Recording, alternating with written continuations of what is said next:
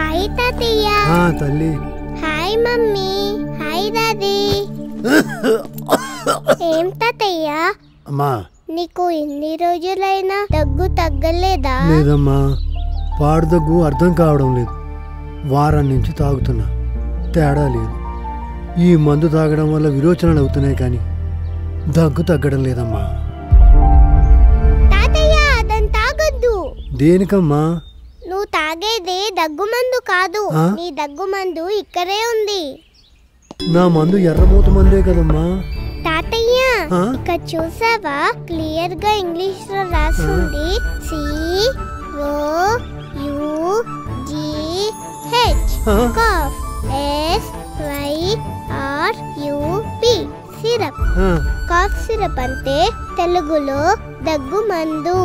ఇదే తాతయ్య నువ్వు తాగాల్సింది. అవునా అమ్మా? కూర్చో. అరే పెద్దోడా, చూసారా నా బంగారు తల్లి ఇంగ్లీష్లో మాట్లాడింది.